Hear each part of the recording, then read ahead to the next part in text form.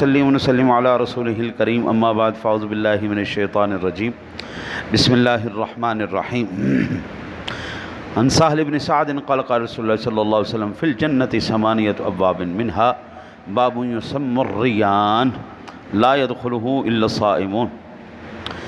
حضرت سہل بن سعد رضی اللہ تعالیٰ عنہ فرماتے ہیں کہ رسول اللہ صلی اللہ علیہ وسلم نے ارشاد فرمایا کہ جنت کے 8 دروازے ہیں، ان میں سے ایک دروازے کا نام ریان ہے، اس دروازے سے وہی جائیں گے جو روزے رکھتے ہیں۔ یعنی اس دن بھی، کل قیامت والے دن بھی روزے داروں کو VIP پروٹوکول دیا جائے گا، باقی سارے جتنے بھی وہ روزے کے کھانے والے ہیں، ہاں جی، ان سب کو چلو پاسے ہو جاؤ، چلو یہاں سے صرف روزے دار جائیں گے۔ یہ کل قیامت والے دن ان کو VIP پروٹوکول اللہ تعالیٰ کی طرف سے دیا جائے گا۔ عن ابی ہریرہ رضی اللہ تعالیٰ عنہ النبی صلی اللہ علیہ وسلم من صام رمضانا ایمانا واحتسابا غفر له ما تقدم من ذنبه ومن قام رمضانا ایمانا واحتسابا غفر له ما تقدم من ذنبه ومن قام لیلۃ القدر ایمانا واحتسابا غفر له ما تقدم من ذنبه۔ حضرت سیدنا ابو ہریرہ رضی اللہ تعالیٰ عنہ سے مروی ہے کہ میرے آقا نبی اکرم صلی اللہ علیہ وسلم نے ارشاد فرمایا، جو ایمان کی وجہ سے ثواب کے لیے رمضان کا روزہ رکھے گا اس کے پچھلے سارے گناہ معاف کر دیے جائیں گے۔ ایک بات۔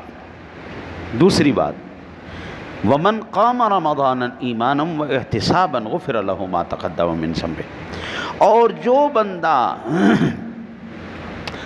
ایمان کی وجہ سے ثواب کے لیے رمضان کی راتوں میں قیام کرے گا اس کے بھی اگلے گناہ بخش دیے جائیں گے۔ یعنی جو بندہ تراویحاں پڑھے گا، سادہ لفظوں میں، یعنی آپ اندازہ کریں کہ ایک جو بخشش کا سامان ہے وہ ہم نے چھوڑ دیا۔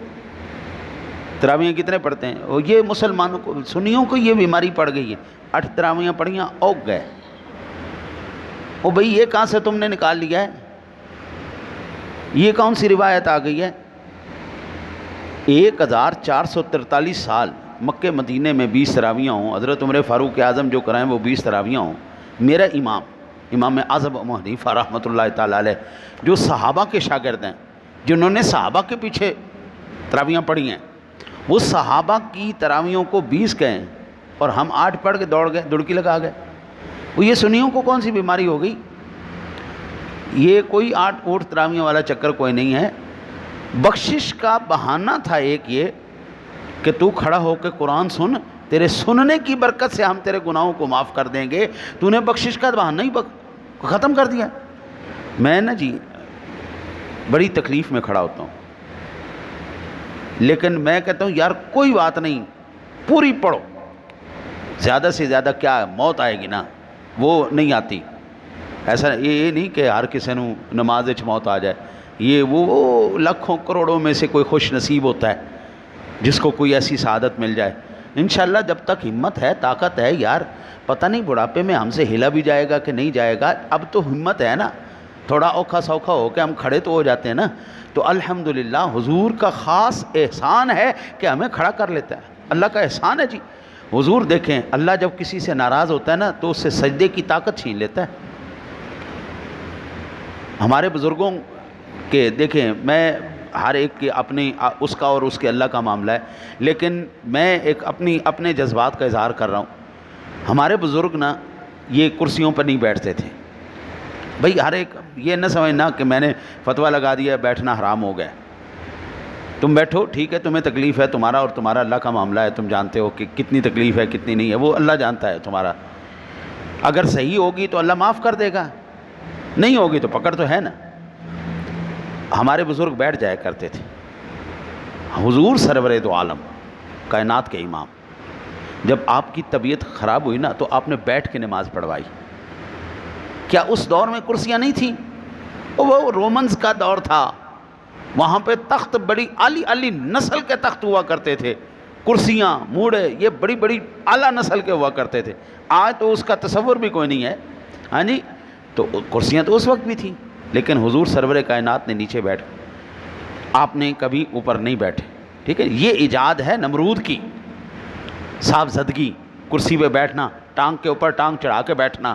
اکثر جیسے ہی بندہ کرسی پہ آتا ہے نا تو ٹانگ کے اوپر ٹانگ آٹومیٹکلی آ جاتی ہے، یہ اس کی ہم نقل کر رہے ہیں۔ تو بھائی زمین پر بیٹھو، کریم آقا جی علیہ الصلوۃ والتسلیم کی ذات گرامی، آپ نیچے بیٹھ کے آپ نے نماز پڑھی، آپ پڑھو، تھک جاؤ گے نا بیٹھ جاؤ، بیٹھ کے پڑھ لو، اللہ تو جانتا ہے نا تم تھک چکے ہو۔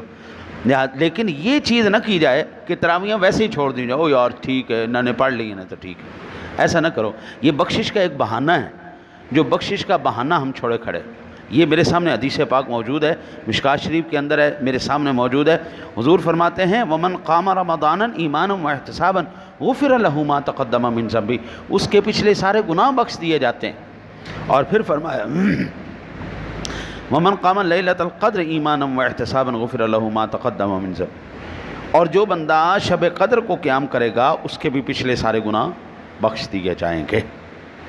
شب قدر میں قیام کرنا، ہاں جی، خاص کر شب قدر کی تراویحیں تو بالکل نہیں چھوڑنی تو عام بھی نہیں ہے، ہاں الا یہ کہ بہت ہی مجبوری آ جائے، ایسے کام آ جائیں کہ آپ بالکل مجبوری ہو گئے بیچارے، کر ہی نہیں سکتے، مالک چھٹی نہیں دے رہا، دفتر سے آپ کو اجازت ہی نہیں ہے تراویح پڑھنے کی، کہ وہ ٹائم گزر جاتا ہے، تو پھر جو آپ کے نصیب میں ہو کھڑے ہو کے نفل پڑھ لیا کرو۔ لیکن یہ میں کہتا ہوں جو مزہ ہے نا حضرت جی، باقی رمضان میں یہ مزہ آپ کو نہیں ملے گا، یہ روحانیت، یہ برکتوں کی بارش، یہ اپنا سلسلہ چل رہا ہے۔ عن عبداللہ ابن عمر رضی اللہ تعالیٰ عنہ ان رسول اللہ صلی اللہ علیہ وسلم قال الصیام والقرآن یشفعان للعبد یوم القیامہ۔ حضرت عبداللہ ابن عمر رضی اللہ تعالیٰ عنہ بیان کرتے ہیں کہ رسول اللہ صلی اللہ علیہ وسلم نے ارشاد فرمایا کل قیامت والے دن روزہ اور قرآن بندے کی شفاعت کریں گے۔ اللہ اکبر، اللہ اکبر۔ اگر خدا نہ خواستہ ہم اپنی شامت اعمال کی وجہ سے جہنم کے ہو گئے نا جی، پروانہ جہنم کا جاری ہو گیا، تو پھر یہ دونوں آگے آ جائیں گے۔ یقول، ارشاد فرمایا الصیام، روزہ کہے گا ای رب منعتہ الطعام والشہوۃ فشفعنی فی، اے اللہ میں روزہ اس دن، یا اللہ میں نے اس کو سارا دن کھانے پینے سے روک کے رکھا تھا، یا اللہ میں نے اس کو مجامعت نہیں کرنے دی، کوئی صحبت نہیں، کوئی شہوات کا کوئی پروگرام نہیں چلانے دیا، سارا دن مولا اس کو میں نے روک کے رکھا تھا، مولا فشفعنی، میری شفاعت فی اس کے بارے میں قبول نہیں فرما لیتا۔ وَيَقُولُ قرآن، پھر قرآن آگے آ جائے گا۔ جن لوگوں نے ساری رات کھڑے ہو کے تراویحاں کھڑے ہو کے قرآن سنا ہے، جنہوں نے پڑھا ہے، جنہوں نے سنایا ہے، وہ قرآن آگے آئے گا۔ یقول، قرآن کہے گا منعتہ النوم باللیل فشفعنی فیہ، اے میرے مولا میں نے ان کو سونے سے منع کیا تھا، میں نے ان کو کھڑا کر کے قرآن، یا اللہ یہ کھڑے ہو کے مجھے سنتے رہیں، مولا آج میری شفاعت قبول نہیں کر لیتا۔ قال، ارشاد فرمایا فیشفعان، اللہ تعالیٰ دونوں کی شفاعت قبول کر لے گا، اللہ تعالیٰ دونوں کی شفاعت۔ آج ہم نے یہ رات کو بھی میں نے سورہ فرقان کے ضمن میں عرض کیا تھا کہ قرآن کو آج ہم چھوڑے بیٹھے، قرآن کو ہم آج چھوڑے بیٹھے۔ پہلی وجہ کس طرح چھوڑ دیا؟ ایک یہ کہ قرآن کو نہ سنے اور نہ اس پر ایمان لائے۔ پہلے تو قرآن کو ہم نے چھوڑ دیا، نہ سنا نہ ایمان لائے۔ آج آپ دیکھ لیں، میں نے جی رات کو ایک ساتھی کے ساتھ گفتگو ہو رہی تھی، وہ کہہ رہے تھے یار امریکہ نے ساڈا ملک تباہ کر کے رکھ چھڑے، امریکہ نے تباہ کر کے، امریکہ میں کہ یار ایسا نہ کرو، کیا بات کر رہے ہیں، امریکہ سارے دے دماغ خراب ہوا ہے امریکہ نے۔ میں نے کہا امریکہ نے آ کے کہا تم کم تولو، بے ایمانی کرو، جھوٹ بولو، فراڈ کرو، دھوکہ دو، ماں باپ کی گستاخی کرو، نماز نہ پڑھو، روزہ نہ رکھو، زکوٰۃ نہ دو، صدقے خیرات نہ کرو، یہ امریکہ نے آ کے تمہیں کہا؟ اے امریکہ 30 کروڑ بندہ اس ملک کا سچ بولنا شروع کر دے، بے ایمانی نہ کرے، دھوکہ نہ دے، فراڈ نہ کرے، قرآن کے نماز پڑھنے کے لیے آئے، قرآن کی تلاوت کرے، میں کہنا امریکہ دی ایسی دی تیسی، 1 کروڑ امریکہ بھی آ جائیں تو ہمارا کچھ نہیں بگاڑ سکتے۔ ہم نے تو اپنا بیٹا گھر خود کیا ہوا ہے اور نام امریکہ کا ہم لگائے بیٹھے، بھائی اس کو کیا تکلیف ہے؟ جھوٹ تو بول رہا ہے، فراڈ تو کر رہا ہے، کم تو تول رہا ہے، مہنگائی کا تو نے طوفان کھڑا کیا ہوا ہے، بحران تو نے پیدا کیا ہوئے ہیں، ذخیرہ اندوزی تو کر رہا ہے، اس میں قصور امریکہ کا ہے۔ واہ جی واہ، کیا بات ہے، کیا کمال نہیں ہے تجزیہ، بس سارے پٹھے کام تیرے اور قصور کس کا؟ امریکہ کا، ہاں جی قتل تو کریں، بےایمانی تو کریں، زنا تو کریں، شرابہ تو پئیں، تے قصور سارا شیطان دا۔ واہ جی واہ کیا بات، تو نے کتنی قربانی دی ہے۔ پہلے یہ تو دیکھنا، آج آپ یہ دیکھیں رمضان شریف کہ آج 15واں روزہ ہو گیا نا جی، 15واں روزہ ہو گیا۔ ان 15 دنوں کے اندر کتنے لوگ ہیں جنہوں نے قرآن پاک ختم کیا ہے؟ 15واں روزہ ہے نا، تو کم از کم اگر ایک ایک گھنٹہ بھی پڑھتے تو 15 گھنٹوں کے اندر قرآن تو ایک ختم ہو جانا تھا نا جی۔ اگر روزانہ کا 1 گھنٹہ پڑھتے، ہر نماز کے ساتھ صرف اور صرف 15 سے 20 منٹ، بس اتنا پڑھتے۔ اللہ ماشاء اللہ کوئی ہزاروں میں سے ہمیں ملیں گے کہ اینے بھی کر لے آئے، اینے بھی کر لے آئے، انہیں 15 سپارے پڑھ لے، اس نے 10 پڑھ لے، انہیں 20 پڑھ لے، بس یہ اس طرح آپ کو چنے بندے ملیں گے۔ یہ نا جی الماری ہے، قرآن پاک ادھر بھی پڑھیں ادھر بھی پڑھیں۔ ہر روز فجر کے بعد ہم مٹی نکالتے ہیں اس میں سے، ہر روز کپڑا مارتے ہیں، یعنی کہ رمضان کے دنوں کے اندر قرآن کی الماریوں کا یہ حال ہے کہ ان پہ مٹی جم جاتی ہے۔ یہ رمضان کے مہینے کے اندر ہو رہا ہے۔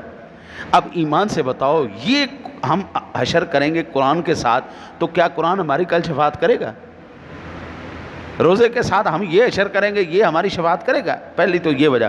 دوسری صورت یہ ہے کہ ایمان بھی ہو، قرآن پڑھتا بھی ہو، لیکن اس پر نہ عمل کرے، عمل ہی نہ کرے۔ پورے پاکستان کے اندر کوئی ایک خطہ مجھے ایسے بتاؤ جس خطے کے اندر تمام کی تمام سزائیں قرآن کے مطابق دی جاتی، کوئی ایک خطہ ہوتا ہے؟ وہی پرانا قانون چلا آ رہا ہے جو انگریز کے دور کا قانون تھا۔ تعزیرات پاکستان 302 کے تحت اس کو ہم پھانسی چڑھا دیتے ہیں۔ یہ نہیں کہتے قرآن پاک کی فلاں صورت کے فلاں آیا مبارکہ کی روح سے ہم اس بندے کو پھانسی چڑھا رہے ہیں، ہم اس کو سنسار کر رہے ہیں۔ قرآن پاک کے یہ آیا مبارکہ، یہ سورہ مبارکہ کے ضمن میں ہم اس بندے کے ہاتھ کاٹ رہے ہیں، یہ نہیں کہنا ہے کہ اسلامی جمہوریہ پاکستان اور قانون کہڑا؟ تعزیرات پاکستان، اور وہ ان کا، جبکہ آئین کے اندر لکھا ہوا ہے کہ یہ ملک پاکستان کا قانون سپریم پاور کون ہے؟ اللہ اور اس کے رسول۔ قانون سارے اس کے خلاف۔ قرآن پڑھتے بھی ہیں، سنتے بھی ہیں، لیکن عمل کدھر گیا؟ تو یہ قرآن ہماری شفاعت کرے گا؟ اچھا جی، پھر ہم نے اپنے تنازعات کے اندر قرآن کے فیصلے نہیں کیے، لڑائی ہوگی، جھگڑا ہو گیا، قرآن نے جو فیصلہ کیا تھا اس کے مطابق کیا۔ ہمارا معاملات، ہمارا لین دین، ہمارے جتنے بھی معاملات ہیں، کیا ہم نے کبھی قرآن کے مطابق فیصلہ کیا؟ کوئی نہیں کیا۔ لو خیر، آخری بھی بات سنیں، پھر بات لمبی نہ ہو جائے۔ قرآن پاک کا یہ دعویٰ ہے وَنُنَزِّلُ مِنَ الْقُرْآنِ مَا هُوَ شِفَاءٌ وَرَحْمَةٌ لِّلْمُؤْمِنِينَ، یہ قرآن ایمان والوں کے لیے شفا ہے۔ وَلَا يَزِيدُ الظَّالِمِينَ إِلَّا خسارہ، ظالموں کے لیے سوائے یہ نقصان کے، خسارے کے کچھ بھی نہیں۔ کتنے بیمار ہیں جو قرآن پاک کی تلاوت کر کے پڑھتے ہیں، اپنے اوپر پھونکتے ہیں۔ اگر قرآن آپ نہیں پڑھ سکتے، کسی سے جو پڑھا ہوا ہے اس سے پھونک مرواؤ۔ قرآن پاک کے اندر اتنی شفا تو ہے، روحانی بیماریوں کے علاج ہم نے کیا ہے قرآن سے؟ نہیں کیا۔ نمبر 1، اگر ہم کرواتے بھی ہیں ہمیں آرام ہی نہیں آ رہا، اس کا مطلب یہ ہوا قرآن کہہ رہا ہے یہ تو ایمان والوں کے لیے شفا ہے، ظالموں کے لیے تو نہیں ہے۔ اس کا مطلب یہ ہوا ہاں کہیں نہ کہیں تو گڑبڑ ہے میری۔ تو وہ اندر کی غلاظت جو ہے، وہ بیماری کی جڑ جو ہے، پہلے جو حکیم تھے نا جی، وہ بیماری کی جڑ کو پکڑتے تھے، ملمہ سازی نہیں کرتے تھے۔ سر میں درد ہو گیا، چلو جی ڈسپرین کھاؤ، پیناڈول کھاؤ جی ٹھیک ہو جائے گا، ہاں جی۔ پہلے لوگ نہیں تھے، وہ کہتے تھے سر کے اندر درد کی وجہ کیا ہے؟ کم خوابی کی وجہ سے، نیند پوری نہیں ہوئی اس لیے سر درد ہو رہا ہے، یا اس نے کوئی بد پرہیزی کر لی ہے جس کی وجہ سے اس کا سر درد ہو رہا ہے۔ وہ اس جڑ کو پکڑ کے ختم کرتے تھے۔ قرآن بیماریوں کی جڑ کو پکڑتا ہے۔ اگر کوئی بیمار ہے، اس کا مطلب یہ ہے کہ اس بندے کے اندر کہیں نہ کہیں کوئی نہ کوئی ایسا قانون ہے جو حکم ربی ہے، جس کے اس کے اوپر عمل پیرا نہیں ہو رہا، یا اس کی خلاف ورزی ہو رہی ہے، جس کی وجہ سے اس کے اوپر بیماریاں مسلط ہو گئی۔ لوگ پہلے بھی وہی تھے، لوگ آج بھی وہی ہیں۔ چیزیں پہلے بھی وہی تھیں، چیزیں آج بھی وہی ہیں. یہ نہیں کہ وہ لوگ گندم کھاتے تھے اور آج ہم جو ہے وہ لوہا کھا رہے ہیں، یا ہم سونا کھا رہے ہیں یا چاندی کھا رہے ہیں. کھا وہ بھی گندم رہے تھے، کھا ہم بھی گندم رہے، لیکن وہ بیمار نہیں ہوتے تھے، ہم بیمار ہوتے اس لیے کہ ہمارے دلوں میں بغض اور حسد اور کینے جیسی بیماریاں، موذی امراض ہمارے اندر پیدا ہو چکی ہیں. زندگی میں آپ دل سے کینہ، بغض، حسد اس کو نکال دیں، آپ کی عمر 100 سال سے کم ہو جائے تو میں نے پھاڑ لینا، سوال ہی پیدا نہیں ہوتا. کوئی بیماری نہیں، کوئی ٹینشن نہیں. جس کو دیا رب نے دیا، سبحان اللہ، مولا تیری شان، تو اس کو جتنا دے رہے ہمیں بھی عطا فرما دے. حسد نکالو، بغض نکالو، کینہ نکالو، خدا کی قسم تمہاری عمریں 100 سال ہو جائیں گی.